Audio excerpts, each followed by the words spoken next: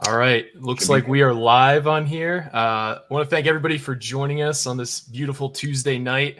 As you know, if you've been following along, Jon Newman, the president of the Knights of the Raritan Collective for Rutgers University, is here to talk to us all about the Scarlet Ticket promotion. He's here to talk to us anything about NIL. We have a bunch of your questions from the chat or from the message board. If you would like to ask a question at any point, if you drop it into the YouTube comments, we can get that on screen and get you guys having those questions answered. But Jon, thanks so much for joining us. Thanks, guys. Really appreciate it. I always love having the opportunity to talk to everybody. Absolutely. And it's an exciting week. The Scarlet White game is on Saturday. The end of the Scarlet Ticket promotion is just a week away. So I know that most people who are tuning into this and are going to be listening to it on recording probably know who you are, probably know what Knights of the Raritan are, but let's kind of just talk through what the Knights of the Raritan is, kind of how they were formed, and what the kind of how the promotion for the Scarlet Ticket was kind of thought of and brought through from an idea to an actual reality. So Knights of the Raritan is an NIL collective focusing on Rutgers student athletes. Believe it or not, we're about to celebrate in about a week and a half our 2-year anniversary. So we actually started having this conversation about 2.5 years ago and wanted to be set up.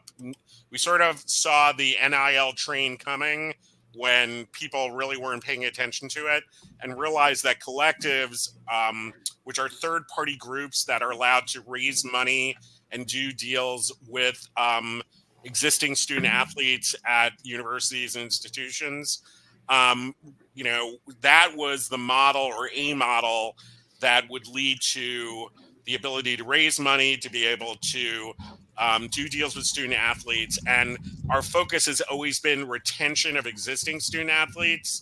That still is the case, although especially with the existence of the transfer portal and the relaxation of rules coming from the NCAA, that has changed a little bit. We don't go after student athletes, but we also work very closely with the coaches, the staffs, and the programs to let them know how much money we have raised for their specific sport and what is available to them from Knights of the Raritan as they build their rosters and put their teams together.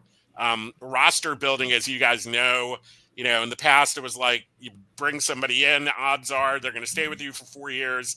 Now it's, I think I read something today, one of the not Power 6 conferences in basketball, but one of the lower conferences, half of the starters, the entire conference, are in the transfer portal right now looking to go up. So just think about that. Every team in that basketball conference has lost at least 2 to 3 starters, and they are having to now rebuild their roster. Similarly, as you know, what Rutgers is going through, what is it, 3 or 4 transfers in already, maybe 1 or 2 more. Mm-hmm. So it's really about roster building and the ability now with the new NCAA rules to transfer almost automatically every year. People have the opportunity to do that, and we're seeing that. Knowing how much money each team has in order to fund that, and unfortunately for people who don't like that, that's just the reality of the situation these days. So we didn't know that 2 years ago, but we know now that we're a valuable resource to the coaches in the athletic department, and one of the sources of revenue, and there are a lot of others that are now available to them to do deals with student athletes moving forward. And let's talk about the Scarlet Ticket promotion, because it's one of the more cutting edge promotions that I've seen any collective run. I know that a few other collectives have kind of taken the idea and ran with it themselves. What was the thought process that went into that, and what kind of response have you seen from members about the promotion itself? So as you guys know, we've run campaigns before. We've done $1 million match. We've done match campaigns, but we wanted to do something unique. We have found that folks really respond to member benefits, and wanted to come up with something that nobody else was offering. We realized looking into next year, we have a unique opportunity. Football is going to be extremely good, hopefully. Basketball, we all know what's about to happen with two of the three, best high school basketball players coming in next year. The fact that the waiting list for men's basketball season tickets is insane. Ticket prices have been increased. We also wanted to make sure that we had women's sports represented. So we looked at the four, what we would consider revenue generating sports, and that's football, men's and women's basketball, and wrestling, and said, what can we offer to one lucky winner that nobody else could offer? And what it is the Scarlet Ticket is 2 premium seats to every football, men's and women's basketball game, wrestling match. And then when Brian Brecht heard about this, he's like, I'll kick in men's lacrosse as well. So for football, you have tickets in the Provident Bank Club. In men's basketball, the best we could get was 200 level, but you're also going to have pregame hospitality. For women's basketball and wrestling, you have seats in the 100 section, and we'll get you good seats at SHI for men's lacrosse. So you will have tickets to every single home game all throughout next year. And we're offering it only to members of Knights of the Raritan. You could be a member you could have been the first member. You could have been you'd be the last member that goes in before the deadline at midnight, April 30th. So you will be eligible for the drawing. The higher membership level you get, the more entries you get into the Scarlet Ticket. So if you have a $10 a month membership, you get 1 entry. 25 is 3 entries, 50 is 5 entries. We have 6 different levels. It sort of goes up for there. So if you're an existing member, you can upgrade and you get more entries. If you're a new member, you can just go in at the $10 level. That's fine. You get 1 entry. The higher you go in at this point, the more entries you get. And then it's going to take us a while after the deadline to figure out all of the math on all of that and do a blind drawing for 1 lucky member. So we're probably going to announce the winner sometime in June, and we're looking at a pretty unique way to let the member know and then also announce that to the public. We want to celebrate this person, obviously. They have a great opportunity. It's going to be almost impossible to get face value tickets for men's basketball next year. This person's going to get 200 level seats for free, so for the whole season, and that's going to be really exciting. So it's sort of like people sort of have teased me and said, sort of like the Willy Wonka golden ticket. That's exactly what it is. And you have a chance to be an Uber fan for a year and have that great opportunity. So people can go to our website and, if they're not a member, they can become a member. We have a match going on right now. We need 8 more men's basketball members or membership upgrades to unlock another $25,000 match that was given by an anonymous donor in honor of former Rutgers athletic director Bob Mulcahy. So that's going to be the 4th match. So just through matches alone, we're in the process of raising $100,000 for various different sports. And then so far, we've gotten, between upgrades and new members, about 230 members. By the end of next Tuesday, my personal goal is I'd like to get that over 300. And at that point, we'll have raised, between all the different things that are coming in, probably about $250,000 with this campaign, hoping to eclipse that, but that's sort of what we're looking to do. So sounds like a lot of money, but as we'll discuss, it's there's never enough money in this current landscape, as you guys know. It sounds like enough money for a center. I'm just saying. It'd be nice, right? I'm just saying. I think isn't that the missing piece at this point? Yeah. Exactly. Might need to double that or triple exactly. Yeah, no, it's. I think they've done a really good job in the portal so far, the basketball team, but they obviously still have that the crown jewel piece to replace Cliff. All Are you guys going to have a big presence at the spring game? You guys going to have like a table or a tailgate or anything like that? So we're the sponsor of the autograph session. So our logo is going to be, everybody's going to get a autograph card, giant card that they can get players to sign. Our logo is on that. We are also, we're not going to push for memberships at the spring game, but you are going to be able, and you'll see the QR code on the scoreboard and all that kind of stuff. We're really looking for people to sign up for our email newsletter. We have an email newsletter that goes out 4 days a week, and it's basically, it focuses on just promoting Rutgers sports. It's a good 4 times a week. This is what's going on. We steal from, social media. We really want to highlight all the sports. We have about 5,000 people on that email list right now. So if you scan the QR code, it'll take you to a place. You just give us your name and your email address. And our goal is to really build that email newsletter in a big way. Eventually, that's going to be the place that you're going to find out more about membership benefits that we have planned. There's going to be hopefully some special content on that email newsletter. But our goal right now, obviously, we want as many people to sign up as members at knightsoftheraritan.com. But we also want we want to take that email newsletter and increase the subscriber base from 5,000 to 25,000 pretty quickly.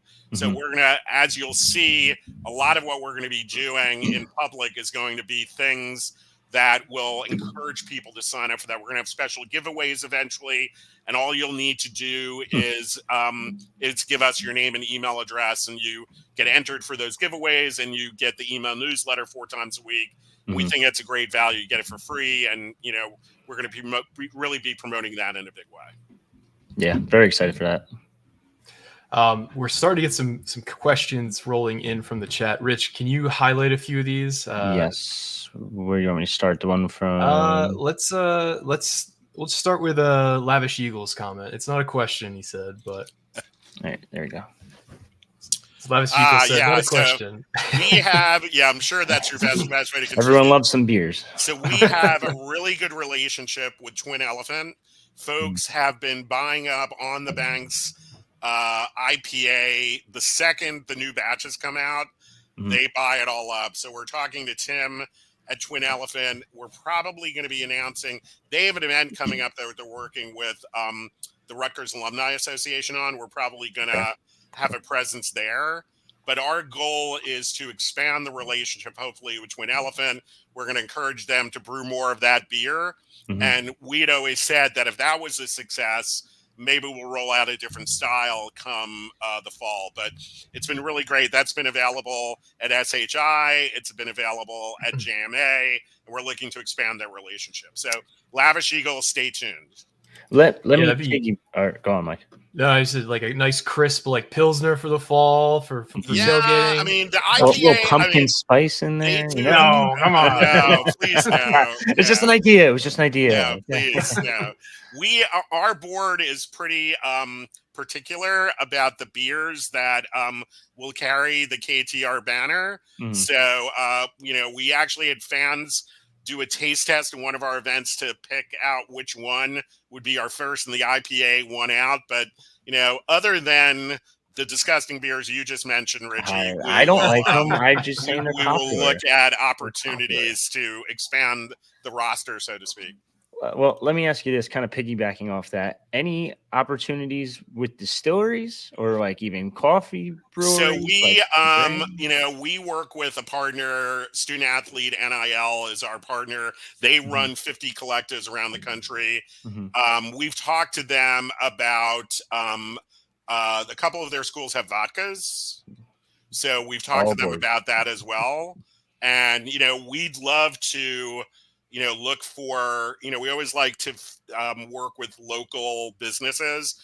So if there's a local New Jersey-based distillery who's interested in that, obviously Twin Elephant, they give us a certain percentage of their sales for what they sell, and we'll promote it pretty aggressively. Cool. Let's go with Nell Life now. John's already kind of addressed this, but just to kind of put another nail in this coffin, John, you can see the question. Has KTR purposely stayed away from NIL from high school players?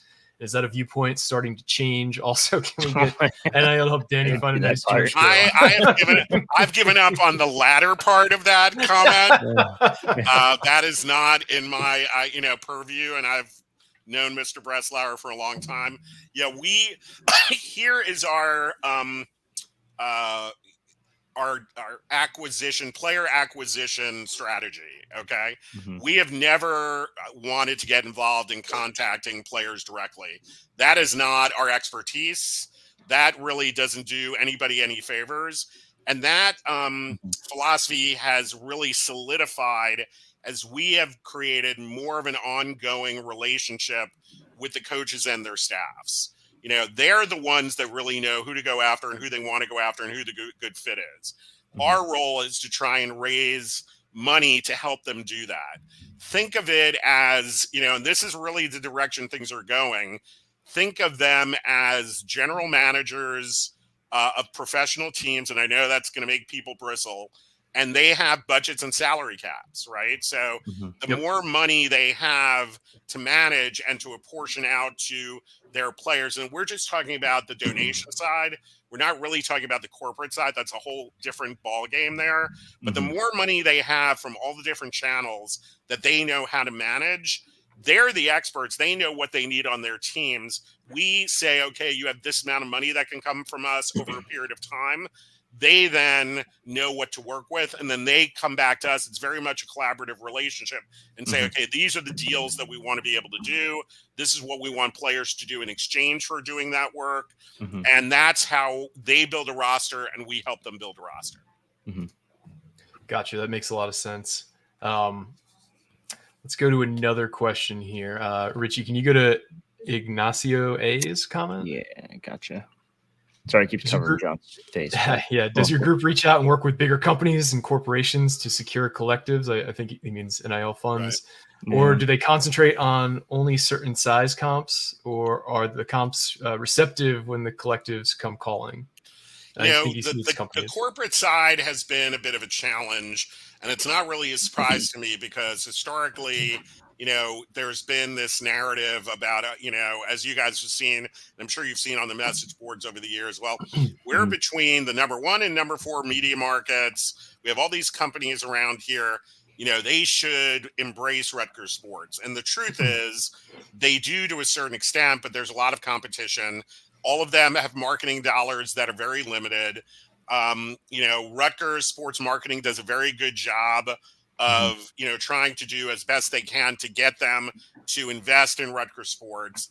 I do think what you will see is now that schools can solicit deals, which happened starting last Thursday, I think what you'll see is more of those types of conversations happening and more collaboration across the board. I think it's just now that companies, especially in our market, are starting to pay attention and say, oh, we can use student athletes as spokespeople. We can use student athletes as ambassadors, very similar to how professional athletes are being used. So the more successful the Rutgers teams are, the more stars that are created. It's like any other situation. They'll go, oh, there's some star power here. How can we tap into that? How can we tap into the student athlete? So I think we're just now in our market starting to see that.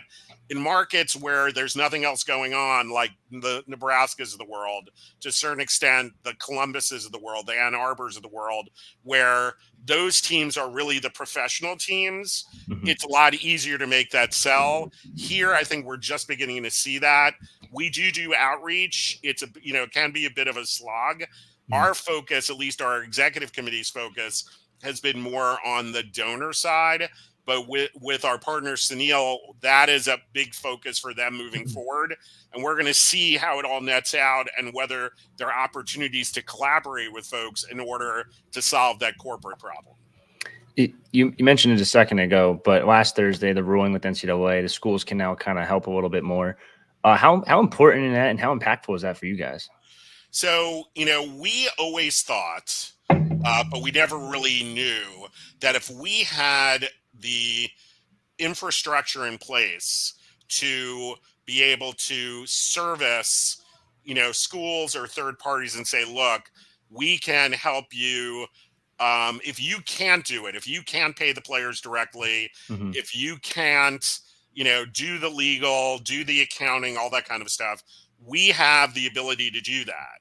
So now with the NCAA saying schools, you can go and solicit, but you can't pay, we feel that we can be potentially, if it's something that Rutgers wants to do, a good partner where if they say, okay, to their corporate partners, okay, if you're interested, you can either go to the athlete directly. Nobody's stopping a company from going to the athlete directly, right?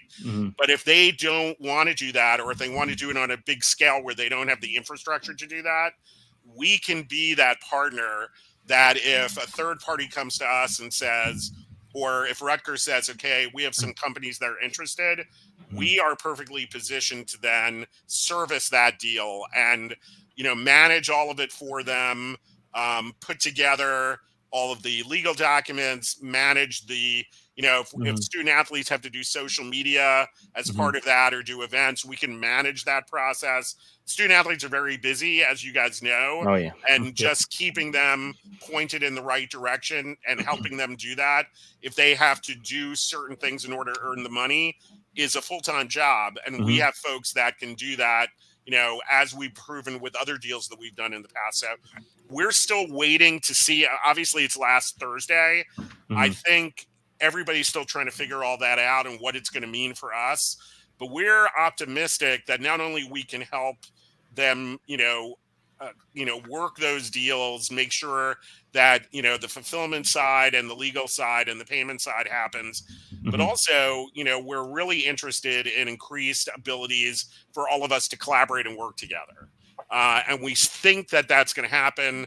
We're just waiting to see. It takes a while to digest what those changes are and to interpret them.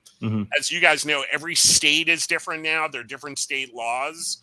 New Jersey's, even though it's not in effect yet, is a little bit more prohibitive than the one that Virginia, where I live, just passed. They basically said, their law basically says now a school can pay the student athlete directly. So it's not an equal playing field. So everybody's trying to figure it out.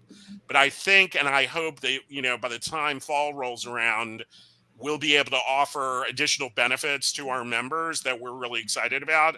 We'll be able to collaborate more with Rutgers and all of that. It's great to hear. We have another question in the chat. Let's go to Matt Casey's question. It's a long one. Has Knights of the Raritan considered doing any dine to donate nights with places in New Brunswick? I think it'd be an easy way for alumni to help contribute, and I'm sure there'd be places like Stuff Your Face or D-Dogs that would be in. Yeah, we have somebody right now on the SNEAL staff calling around and looking for those types of opportunities. The key thing there is, how much, and it's going to sound really weird, right? But there's a lot of work that goes into stuff like that. So it's how much work, what's the return on investment for those types of things? If it's something that we feel is really going to generate a good amount of revenue so that we're not working really hard for this much money, then that makes a lot of sense. Definitely. You mean dollar pizza slices won't make a lot of money? It depends if you're eating them, Richie, or not. All right, fair enough. Fair enough. I can make you guys a couple bucks here. Yeah, I'm sure. Let's go to Chris Arichetti's question. Where is that? There we go. A little bit further down. Any chance of working with a South Jersey brewery? The previous versions have been difficult to get your hands on. That's a great question because I'm living right outside Philadelphia, and so Twin Elephant doesn't distribute in my area and doesn't really distribute near my hometown either. We actually have a beer committee on our. Hold on, yeah. Why am I not on this? Yeah, we have a beer committee that's part of our executive committee, and I will put that on their list. Well, if you need a taste tester, I got you. Yeah, that'll come too. So. Connor Yeagerman asks, who also is, I believe, the co-founder of Night and Day Apparel. So thanks for tuning back in. So anybody who has bought anything based on the promotions we've done or just because they have awesome gear, this is the guy who's behind the scenes there. So Connor asks, do you recommend athletes to other companies around the area that can help them with NIL in terms of apparel, autograph appearances, etc.? We do a little bit of that. And just so folks know, we are now working with Night and Day. They're offering a item of the week that we're sending out on our email newsletter. So we get an email from, I think it's Connor on Fridays, and by the middle of next week, we're offering a 10% off to everybody for that item with a special code. I think, we do some of that. Again, we're trying to figure out a good balance between raising money on the donor side and how many of these sort of one-off deals we can do for student athletes that are going to be impactful for them, right? I mean, we do a lot of deals with appearances, especially with our events, where it's 2 hours of their time. They come, they get compensated, those types of things. So again, we're not right now in the business of shopping individual student athletes out there, unless they're under retainer for us, which some of them are. But again, I think all of these ideas we need to balance out with how much work does it take and what is the ROI, not necessarily for us, but also the student athlete, given the amount of time it takes out of their schedule in order to do stuff like that. I'm a little curious, and I don't know if you can answer this or not, but obviously NIL has the big deals, but the smaller deals, like when it comes to apparel, autograph, what kind of does the best? I mean, like, is it just autographs? Is that the simplest answer, I would assume? Yeah, again, it depends. I mean, from an autograph standpoint, that takes the least amount of time for a student athlete, right? So if they're spending a couple hours of their time, it's probably X hundreds of dollars for them to appear for that period of time. That's really easy, and can be impactful for them. The larger deals that we'd really like to focus on as well is how can we get to the point of some of the previous, commenters, how can we get larger companies to really spend significant dollars investing in student athletes to be ambassadors, to be spokespeople for them, so that they are featured in their advertising, that they feature those sponsors in social media posts. So that's not just a one-off, but it's an ongoing relationship. So they're getting paid for their work, but the work is more than a one-off. It's more of an ongoing situation, because ultimately then the student athlete's brand gets elevated, which is really important these days.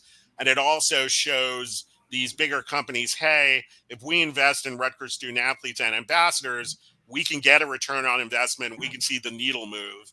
And that's ultimately, if you're asking, how can we really, help the student athlete, but also get companies involved?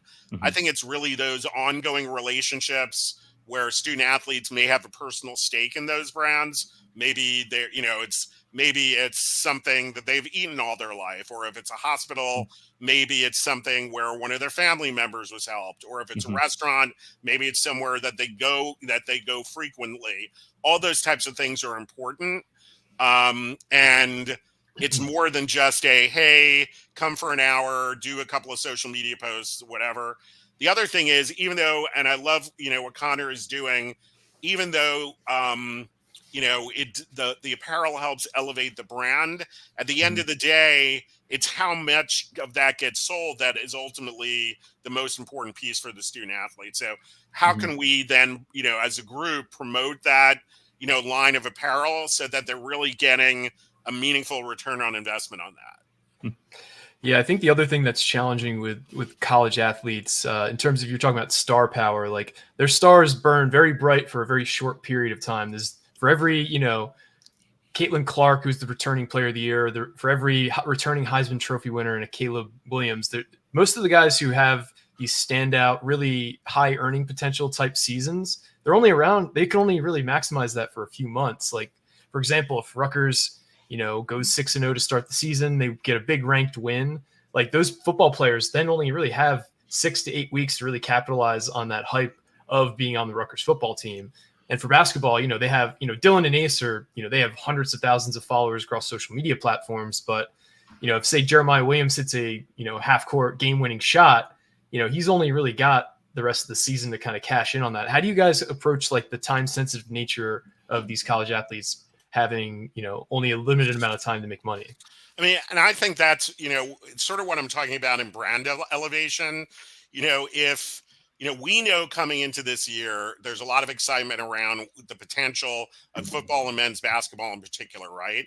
So do we go out and say, and market individual players, or do we go to sponsors and say, let's invest in Rutgers football. Let's invest in Rutgers basketball.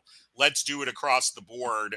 Let's figure out, okay, how can you use the brand and how can you use not one player, but a bunch of different players to really elevate your brand? Because we're anticipating success this year. Now, obviously, those individual players will be included in that, but I would rather focus on the broader brand because, to your point, Mike, those players are going to be gone in a couple of years. But if the brand is successful and if the teams are winning, then you leverage that in the future, and it becomes not a one-off, not a one-time, but an ongoing relationship that you build over time. Now, obviously, the teams have to be successful. Sure. And, we're hoping that that's the case with all of the excitement around men's basketball and what football has coming back. But, it's like any other marketing decision, that one of these companies is going to make, is you're betting on how successful something is going to be in the future based on past performance. So that's what companies are going to invest in. So I would,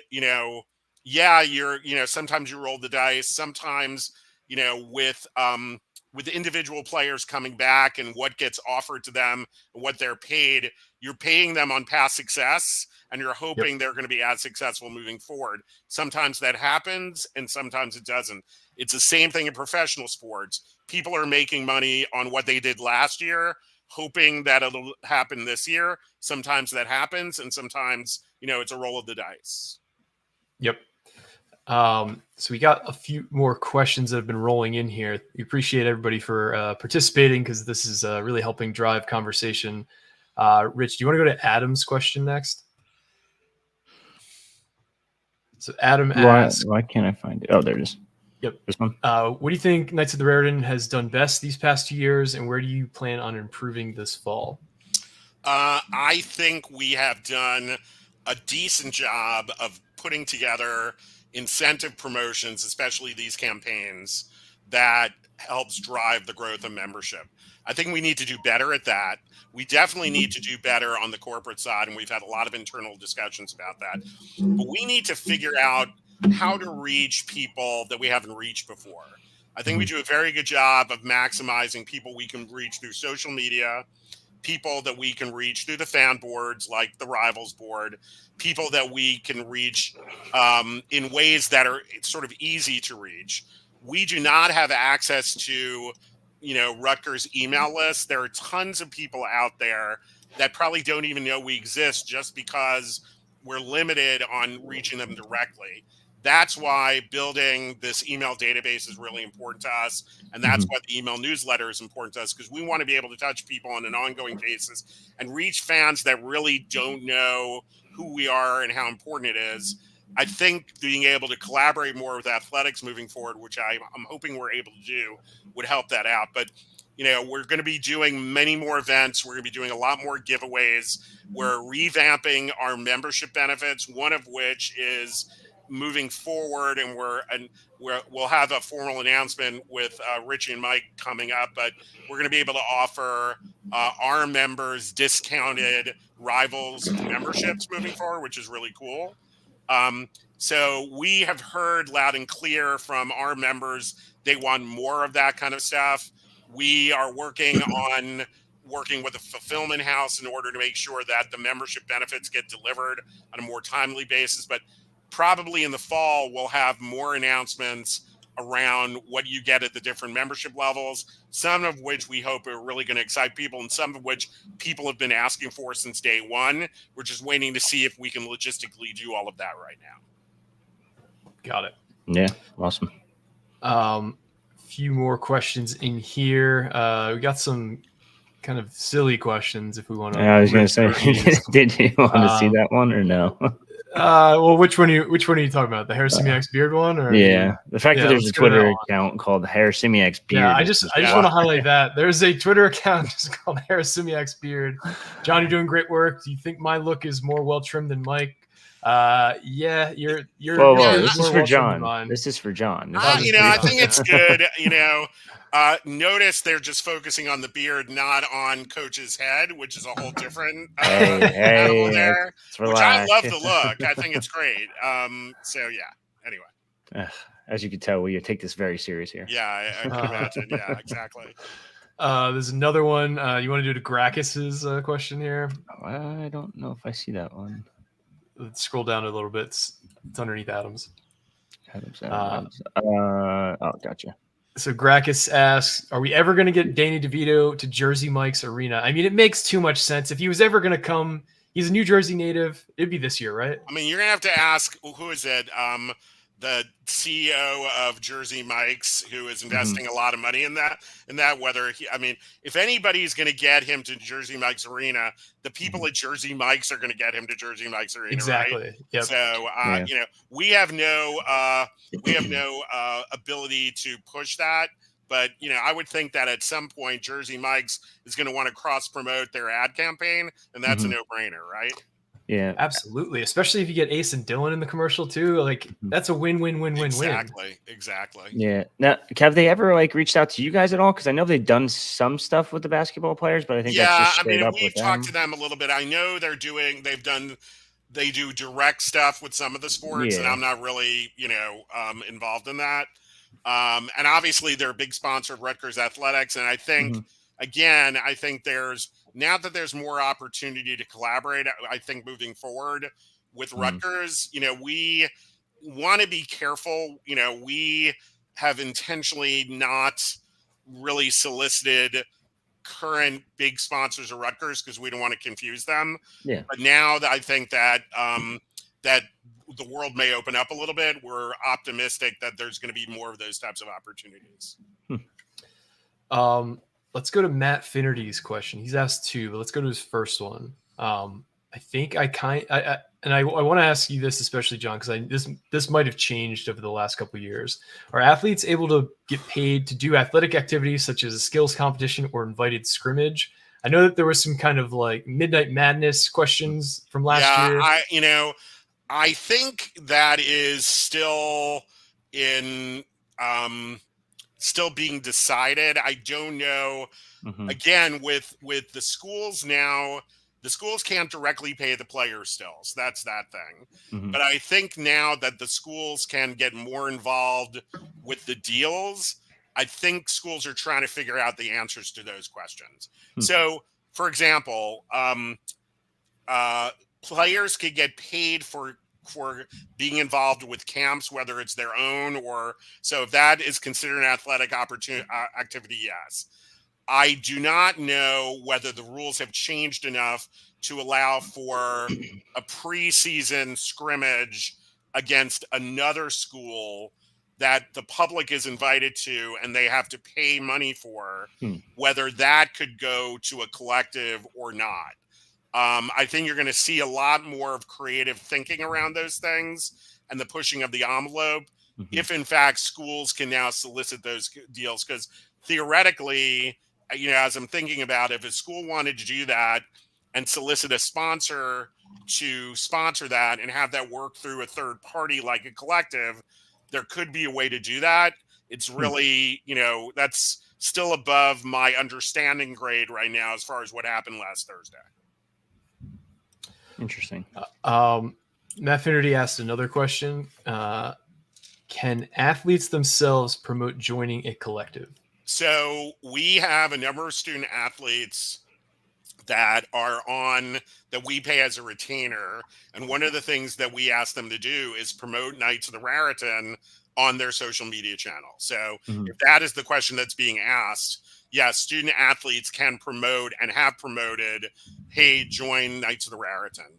Coaches, we posted a Steve Peichel video today on social media asking people to give money. So I think, for a while there, Rutgers was pretty conservative about allowing coaches and staff to promote us.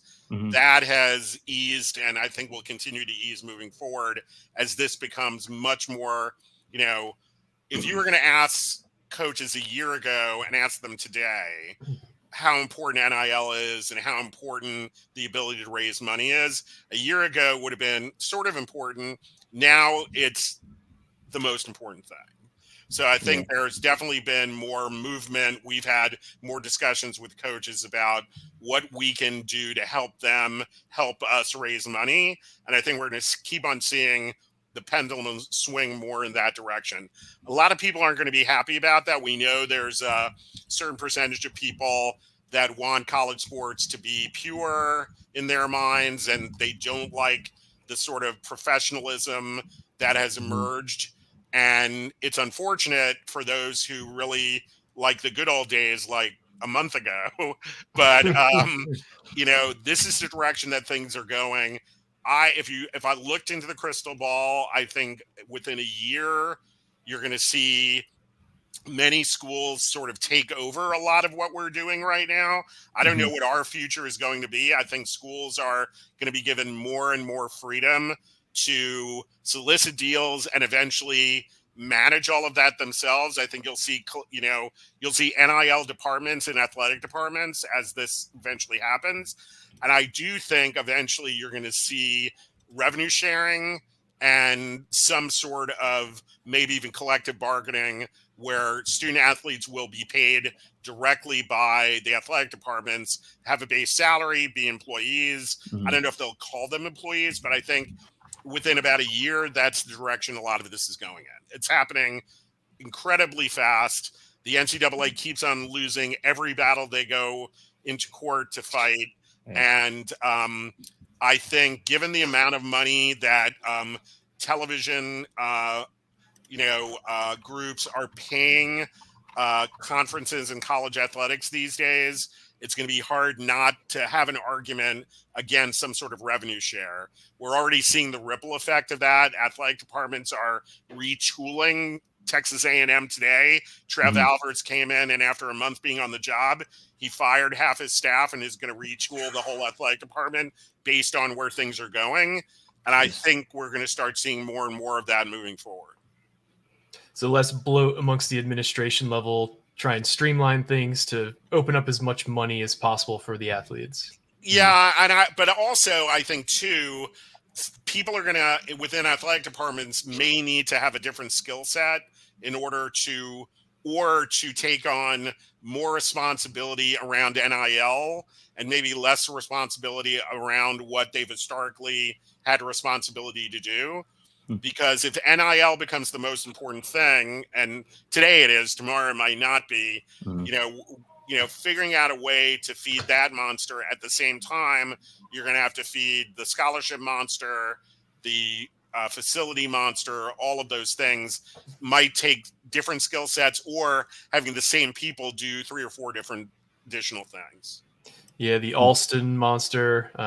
There's a lot of different ways that athletic departments are kind of strained right now to find a way to offer as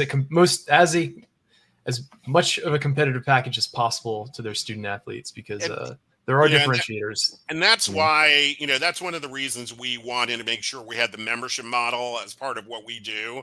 We know that large donors, even though there's a certain percentage of the fan base that think, a large donor is going to come in and save the day, they get asked and pulled in a million different directions and are asked constantly for large amounts of money. And there's definitely a large donor sort of, apathy, and, they're sort of over being asked for all that money. We always thought and continue to think that the average fan, if they give $10 a month, $25 a month, that's not going to solve the problem, but it's going to solve part of the problem. Yep. So, we're now over, between like 1,000, 1,200 monthly members with this campaign that we did, which sounds like a lot, but it really isn't when you think of how many Rutgers alums there are. So we always thought, if you do the math, the more members that we have, and if we keep the membership happy, once we have them as a member, it's not only giving, money one time, it's money every month for as long as that person wants to give money. That creates a base of revenue that the more we grow it, the more base of revenue we have, the less we have to go ask the big donors to sort of supplement all of That makes a ton of sense. And it's, yeah, like you said, it's basically having a sustainable stream of revenue, because the majority of people who sign up for these monthly subscriptions for $10, $25, $100 a month, it's just kind of like a cost that they're not going to, it's like having a Netflix subscription. You're very unlikely to cancel that unless there's something drastic that happens. And the people, I read and participate in the fan boards, and they're like, is my $10 going to make a difference? And my answer to that is yes, if we get enough of those people, without question. There are a lot of people who are never going to give, and that's fine. I respect that. There are people out there who are like on the sidelines going, I'll wait for the big guy to stroke a check, and in some ways you're going to be waiting a while for the big guy to stroke a check, because they're already stroking checks for other things. They're stroking checks for buildings. Some of them don't want to give for NIL and want to give for scholarships, and that's fine. So even that $10 a month is going to does make a real difference, especially when it adds up over time. It fills a gap at the same time that we're going and others are going after the larger money or the corporate stuff or whatever. One revenue stream is not going to solve the problem.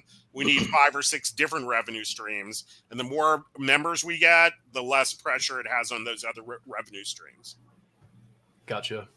Yeah. Tom M has a question here. I'm not sure how much John's going to be able to say on this. And I caveat all of these questions that I don't know how much he's going to be able to say, but what does John understand about the proposed college basketball tournament in Las Vegas for a $1 million payday for the school's NIL?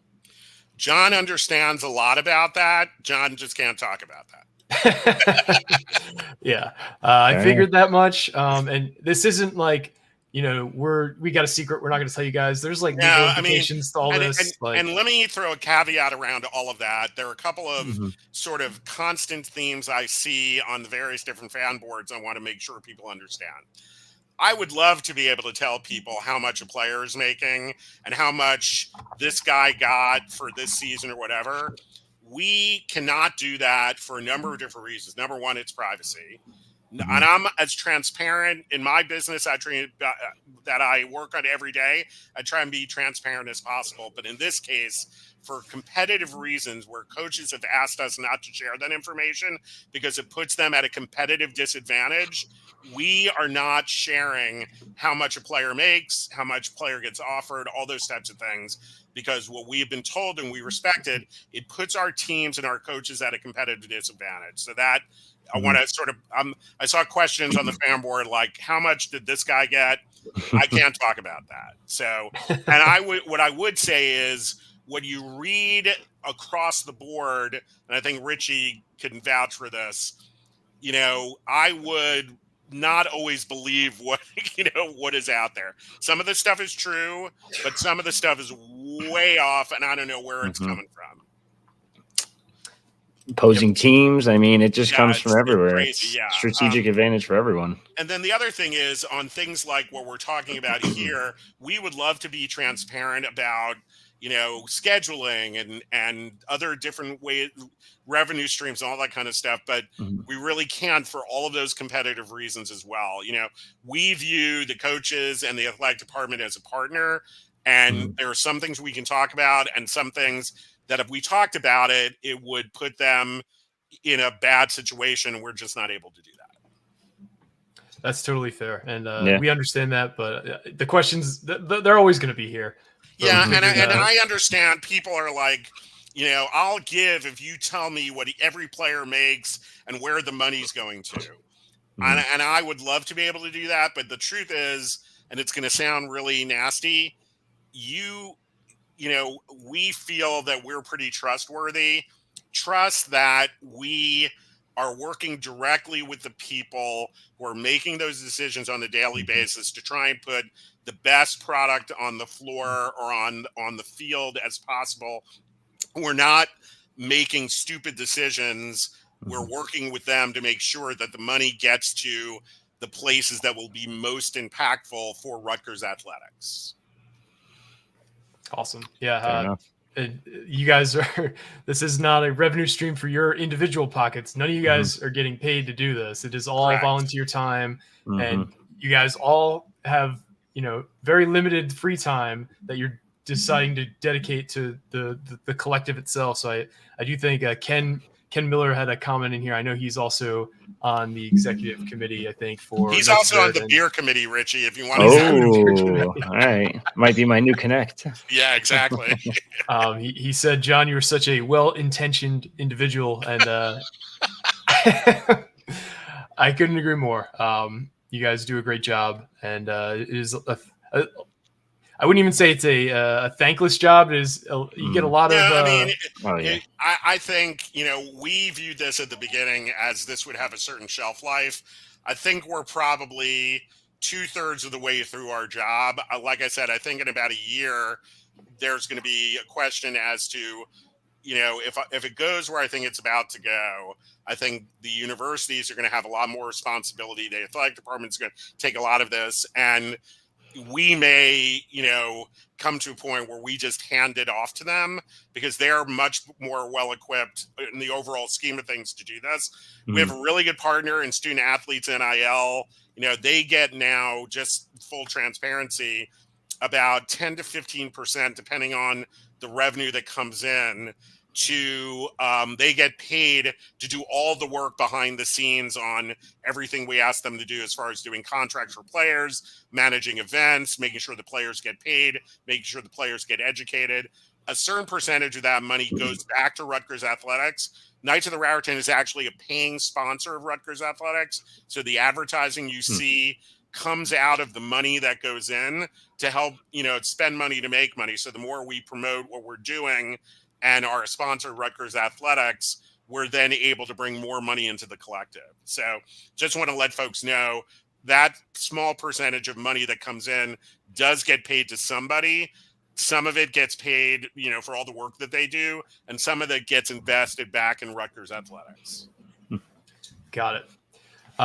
Matt Casey has a question here. If you want to highlight that one, Rich. Yeah, gotcha. Is it possible for big-time donors to earmark their donations for specific preferences? Like if a donor wants to donate to help land a top-tier center? So, Matt, if you have a top-tier center in mind, let us know. Here's what I will say. Any donor at any level, whether it's $10 a month or somebody who wants to give 6 figures, can earmark their money to a particular sport. At that point, for example, hypothetical, let's say you want that top tier center. What I would say is donate that money to men's basketball, either online or you can contact us directly. We will then let Coach Peichel know that he has X amount of money in the fund. He is much more of an expert of what he's looking for than either the donor or us. And if we trust him to put a good product on the floor, he will then spend that money wisely, hopefully on the top tier center you have in mind. Let's go to Ahmad's question. Does Rutgers Athletics ask for the info of those members of Knights of the Raritan for outreach? I think it's valuable to retain those fans. So not yet, but it's something that we are, we've talked about. Globally, what I will say is I think we're about to enter in, especially the NCAA guidelines changing, more of a collaborative relationship with Rutgers Athletics. That's already changed in a big way. We're seeing a lot of that. And I think there are more opportunities for things like sharing of email lists and all that kind of stuff on both ends. Because ultimately, if the goal here is to get a better product on the floor and on the court, and the way to do that is to raise more money to help coaches, not only football and men's basketball, but all the sports, to be able to get a better product on the floor, then sharing that information in order to help market everybody, the whole package is really important. And we've had those conversations, and I think we've been waiting to see what happened last Thursday happened, and we're still interpreting what that means moving forward. And we're waiting to hear back from Rutgers as to how they want to treat some of those changes. But all the conversations so far have been very positive, and we're just waiting to see what we can do, what we're allowed to do, how we can work together even more. I was going to say, I think the biggest question is probably like the priority points thing, right? Right. Like every time. Yeah. And you guys still can't do anything there, I guess, or they can't do anything specifically. As of today, no. Gotcha. Yeah, could that change? I mean, from when we first opened up shop 2 years ago, one of the first questions that people asked was, "Can I get priority points for what I'm donating?" Yeah. To me, that's a game changer. Oh, yeah. There are many more people involved in that decision other than Rutgers Athletics and Knights of the Raritan. That's a broader Rutgers University question. Okay. We're hoping that will change. It just takes time for that to happen. So, stay tuned. That's the best I can say on that. Got it. We got a question from Bobby. If you want to highlight that one, does John have any suggestions on how we can expand the fan base other than winning, of course? Winning. So, there is a certain, this is also a constant theme that Richie probably sees a million times as he's administrating the fan boards, which is the only way for this to happen, the only way people are going to give money is if we win, right? Yep. That's the only, the world will be, all the problems of the world will be solved if we win. Yeah. True. I mean, there's a certain truth to that, right? Sure. It's not, our job in a weird way is not to expand the fan base, although that would be awesome. Our job right now, I think, is to figure out ways to better reach and educate the fans we already have. That has been, that's been frustrating for me because I'd like to be able to talk to everybody about this. When Pat Hobbs put out the video that he did about a month ago, I had people come to me saying, I didn't realize this was a problem. I would love to help. Wow. And what that told me was, for all the efforts, and these are people who are season ticket holders that travel to football games, all that kind of stuff. And it wasn't until Pat put out that video that it clicked with that person. And that person is a regular donor and all that kind of stuff. So what that told me is, even though we work really hard to get our message out, there are tons of people we haven't reached yet. So our first goal is, how do we better reach the people we already have? Again, that's why getting email addresses, building that database is really important. But I mean, winning always helps to expand it. I think the other thing is, winning makes it more difficult for people to get tickets, and people get very frustrated when they can't get tickets, and it becomes a challenge for them. And I think we're going to see that with men's basketball. And people are, now it's going to be like, that's when the casual fan becomes more of a fan, because winning begets that, but also trying to figure out ways to get access really frustrates people. And that makes them even more, they want to get involved more at that point. So that's where you see the tipping points. That was the, my experience in the pandemonium and Piscataway moment in 2006. That was, to me, one of the handful of times in my lifetime that we saw the fan base expand and explode. And it's a matter of not only those one-time things, but how can you sustain that and keep on winning? And NIL and all of this stuff is a big part of that moving forward. Just more of a reason to sign up for the Scarlet Ticket. I'm just saying. Exactly. We have a few more questions in here. Tony Rodriguez asks, will NJ politicians ever do what Virginia did, making Virginia schools pay players directly? We kind of touched on this, but this is kind of pure speculation. What do you think, John? I think that is going to have to be the short answer to your question is to that question is maybe, right? I mean, I think that's got to be driven by coaches and athletic administrators at the New Jersey schools, right? The way it happened down here in Virginia is UVA and Virginia Tech lobbied to have legislators really push for that.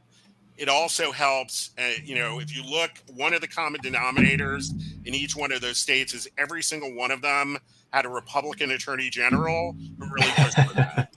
Yeah. So, and they wanted those Republican attorney generals were all big sports fans. So they heard from their constituencies. The governors really pushed for it. I think you're going to see more states do that. And as more states do it, there's going to be a lot more pressure in the states that haven't done it to do it. And I think that's eventually where it's all going to go. So just to clarify, there's no conversations going on between KTR and Phil Murphy right now. I haven't talked to the governor in a while. I'm just saying. Yeah, exactly. Oh, I got a little flex. But you have talked to him. A little bit of a flex. A little bit of a flex. He was a guest on the Scarlet Spotlight when we were doing. Danny and I was doing that. Gotcha. Yeah, he seems like a great guy. At least when you're be a future guest on here. I'm just saying we might be able to. We got to make this work somehow. He is, as you know, very supportive, probably as supportive as any governor in recent memory have been of the athletic department. He is a frequent courtside guest and a frequent, club level guest for football as well. Awesome. Going through these questions, Scott D asked, what are the standard clauses in an NIL contract between a player and a collective? For instance, do deals immediately void if a player flunks out of school? So the way I'm not going to address flunking out of school, but for example, if we have a deal with a player and the player goes into the portal with intent to transfer out, the deal gets voided. And the deals, without getting into too much, the deals are structured so that, at least our deals are structured so that there's not a large payment on the front end, and the payments get spread out over time. Gotcha. So we don't get kid and proctored. Yeah. So to avoid exactly those situations, right? And to avoid a situation where the player goes in the portal, you've already paid them all the money, it's structured very intentionally to be paid out at specific times throughout either an academic year or a season or those types of things. Got it. Interesting. Somebody asked, does EA Sports contact the players to opt into the game, or the schools, or the collective? So my understanding was EA Sports contacted, and I'm not an expert on this, that there was basically an opt-in situation where the players were contacted by EA Sports. I don't know if that came through the football programs to the players or not, and there was basically an opt-in form. But I know from what I've seen, I think you guys did a FOIA where it was showed what the schools had to do to opt in for their cheers or their, or their, what they wanted on their video boards and all that kind of stuff. I'm not sure. I know the players had an easy way to opt in, but I don't know if it came through the program and then was disseminated or if they went to the players directly. My guess, it was easier for them to go to the programs to disseminate that as opposed to trying to get the name of every player at every school. That would have been difficult. Yeah. So from what I know, just because I'm a big video game junkie, they basically went to every school or every program and just said, hey, they can submit their names by this date if they want. Great. But we're only taking 85. Right. 85 per team. It might be the top 85. Some of the 85 might opt out, and then you'll get the next 10 or 15 or whatever. And I think what was it? They got $600 and a video game. Is that what it was? Yeah. Which, I mean, hey, you saved the $60 real quick. Yeah. And a video game that everybody's going to want when it's available because it hasn't been available for a dozen years, right? Yep. There haven't been any college sports games since NCAA football 14, I believe it was. Exactly. I was hoping you guys would be in it as a collective, and I could just start bidding on hey man, look at this. I'm about to get a top tier quarterback. I it's like EA's, it's like NCAA 2025, the NIL edition, right? That's where you got to throw it in there. You get the NIL add-on on top of that for an extra X amount of money. Yeah, exactly. I pay money to get a we have not been contacted by EA Sports yet. So yeah, that'd be cool. That'd be neat. So you're saying there might be a chance. Yeah. Who knows? You never know. Telling you. Got another question from Sean Morosi. Will there be an option to defer the seat donation and allocate that same amount to KTR? I don't know the answer to that question. I don't think we want to do anything that takes revenue away from the university. And in order to do what Sean is talking about, the university would have to agree to that. And that's really, we have not asked them for that. And I think that's a revenue generating piece for them. And that's something that they would have to make the decision on. I don't think collaboration goes that deep, quite frankly, because those are important dollars for things like scholarships and Alston and all that kind of stuff. Unless they decide as an institution that they want to sort of change the formula of how money gets dispersed, I don't think you're going to see that. I mean, there are a lot of questions that hit the fan boards about things that are interesting to think about. For example, I don't know how many times people say, why doesn't Steve Peichel or Greg Schiano just take part of their salary and defer that to NIL? The short answer to that question is they're not allowed to do that, right? And I don't think we're going to see in the short term, there may be athletic departments that basically say, at some point, instead of seat license money going into these coffers, they're going to go into these coffers. But I think we're far down, I don't know if that's ever going to happen. Yeah, that's fair. Yeah. So we've kept you for an hour. We said a little bit over an hour. We said it was going to be about an hour. If after people listen to this for an hour and they do want to join, they want to sign up to be a monthly member of Knights of the Raritan, how would they go about doing that? You just go to knightsoftheraritan.com. On the top line there, on the top of the website, there's membership. You click that, and then you go to the membership page. You then pick what level of member you want to be. You then click that, and then when you get to that next page, you're given the option of designating it to all sports. You'll see a drop-down menu. If you click that drop-down menu, you can pick all sports, or you can designate your money, whether it's monthly or one time, to a specific sport. You do that, you give us credit card information, and then I see it in the database. I'm going to do you one better, John. You're going to put it in the chat. Wait, there we go. There it is. Yeah. There it is. So, right there is the promotion for the Scarlet Ticket. If you click that, become a member today, that takes you directly to the membership page. And then from there, you become a member. There's the choose your level. And not only do you become a member, you then get automatically entered into the Scarlet Ticket giveaway, which is the deadline is a week from today. All right. Cool. Awesome, Got guys. You've been very gracious with your time. Is there anything you want to leave Rutgers fans with, John? Anything you wanted to bring up that we haven't talked about? No, I think we've covered a lot, and I really appreciate you guys taking the time for this.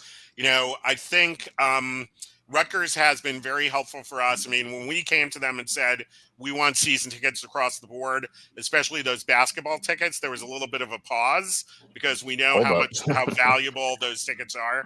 So we really appreciate the partnership there.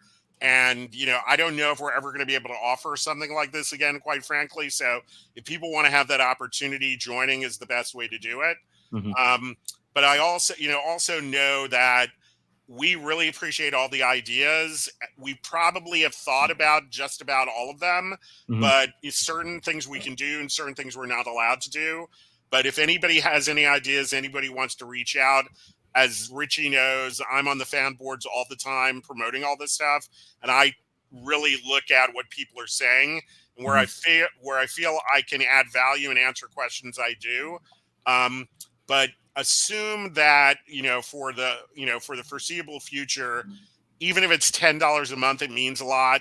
And we can never have enough money across the board to be able to compete because there's always somebody out there that's spending more money or able to raise more money than we are. We knew that when we started this thing, and we just wanted to provide a vehicle that if people wanted to get involved in NIL, and if Rutgers was going to remain competitive, there would be a way to do that. We think we've been able to do that in 2 years, and we're hoping we can offer more as we digest what these NCAA changes and rules are going to do moving forward. Sweet. Got it. Well, we have taken enough of your time tonight, John. I can't wait for the spring game this weekend. I hope to see a lot of you guys there. It'll be a great time. Autographs. Hopefully, the autographs will be, sponsored by Knights of the Raritan, as we said previously. So if you're there, you'll be helping support Rutgers athletes and the collective. Exactly. But for me and Richie and John, I want to thank everybody for listening. This has been another edition of the Knight Report Podcast. Signing off.